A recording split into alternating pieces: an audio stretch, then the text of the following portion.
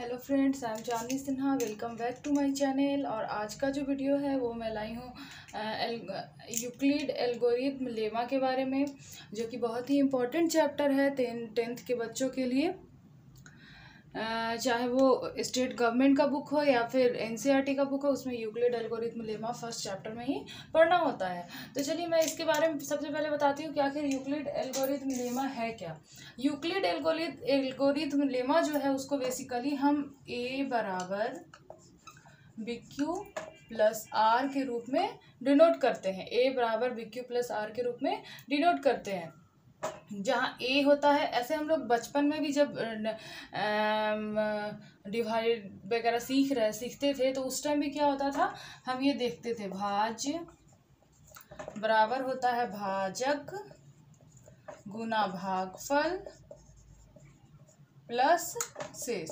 ये बहुत ही नॉर्मल सा है। इसी को सिर्फ अल्फ़ाबेटिकली रूप में हम ए बराबर बी क्यू प्लस आर लिख देते हैं, जिसे जो देखने में बहुत ज़्यादा हार्ड लगता है, पर ऐसा नहीं है, बहुत इजी है ये। ए बराबर बी क्यू प्लस आर, यानी कि ए जो होता है उसे हम भाज्य बोलते हैं, बी जो होता है उसे हम भागफल बोलते हैं, क्यू जो होता है उसे हम बी जो होता है उसे हम भाजक बोलते हैं, क्यू जो होता है उसे हम भागफल बोलते हैं, और आर जो होता है उसे हम शेष बोलते हैं। जैसे हम किसी भी चीज़ को अगर हम डिवाइड करते हैं तो ये हमारा हो जाएगा, ये हो गया हमारा भाजक, ये हो जाता है हमारा भाज्य, ये हो जाता है हमारा भागफल, ये हो जाता है हमारा शेष। यानी कि हो गया डिवाइजर, ये हो गया डिवाइडेंट, ये हो गया क्वोशेंट, और ये हो जाता है हमारा रिमाइंडर। यही चार चीज़ है। सेम वही चीज़ ये भी है।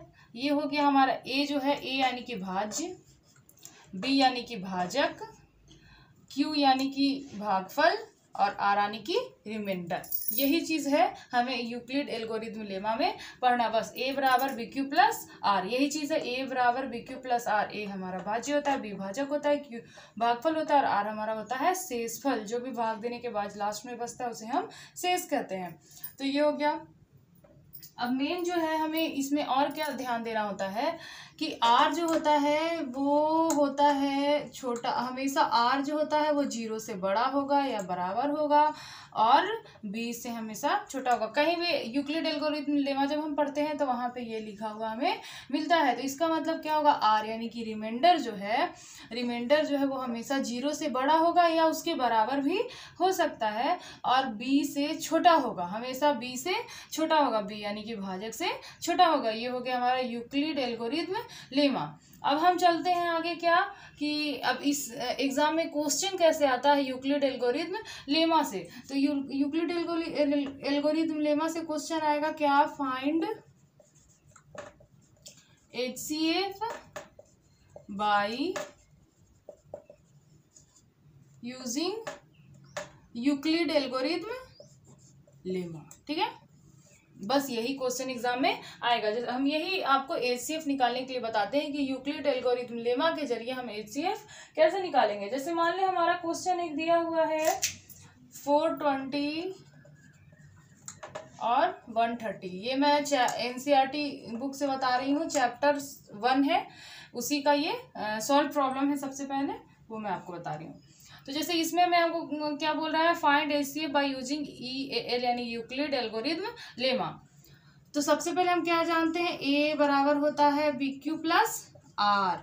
ए बराबर ई, आई होप ये सब समझ में आ गया होगा। मैं इसे मिटा रही हूँ ताकि आराम से ऊपर मैं आपको बता सकूँ। ये थोड़ा इसका स्टेप जो होता है ये एक स्टेप में कभी सॉल्व होने वाला नहीं है, ये स्टेप वाइज होता है। मतलब 2 स्टेप या 4 स्टेप के बाद ही हम इसे सॉल्व कर सकते हैं। तो जैसे मान लीजिए ये है, ठीक है, हमें HCF निकालना है यूक्लिड एल्गोरिथम लेमा के जरिए। तो क्या हो जाएगा, ए बराबर B Q plus R. Okay, अब हमें सबसे पहले ये क्लियर कर लेना है कि इसमें ए कौन है, बी कौन है, क्यू कौन है और आर कौन है। सब इसी में है, सब हमें इसी से निकालना है। तो जो सबसे बड़ा रहता है उसे हम ए बोलते हैं, याद रखना है। जो सबसे बड़ा रहेगा वो उसे हम ए बोलेंगे, और जो बचा वो हो जाएगा हमारा बी। ये हमारा फर्स्ट स्टेप चल रहा है। अब क्यू और आर हमें निकालना है, क्योंकि क्यू और आर जो है वो इसी में है, लेकिन हमें निकालना पड़ता है। उसको निकालने के लिए बहुत ही ईजी स्टेप है, बस हमें इससे इसमें डिवाइड कर देना है। ठीक है, तो ये 3 बार में लग जाएगा, बहुत इजी है। 30। ये हमारा हो गया क्वोशिएंट और ये हो गया हमारा रिमाइंडर। ये जो इस वीडियो में ये जो है वो हमारा मेरा ट्रिक है कि हमें क्यू और आर कैसे निकालना है। तो हम इसी तरह से, और बाकी और सब में भी हम गुना करके भी निकालते हैं, बहुत सारे वीडियो में आप देखे होंगे, लेकिन ये बहुत ही ईजी पड़ता है, हर बच्चा इसे समझ सकता है। अब क्यू हमारा हो गया 3, तो क्यू की जगह पे हम लिख देंगे 3 और आर की जगह पे हम लिख देंगे 30। हमारा एक स्टेप हो गया फाइनल। अब सेकेंड स्टेप में हम आएंगे। फर्स्ट स्टेप जो होता है उसमें ए ये है, अब इसका काम खत्म। सेकेंड स्टेप जो आएगा इसमें जो 130 जो है वो ए बन जाता है, ठीक है, 130 बराबर, और क्यू का काम खत्म हो जाता है, बच जाता है आर का काम। तो हमारा बी जो है वो आर हो जाता है।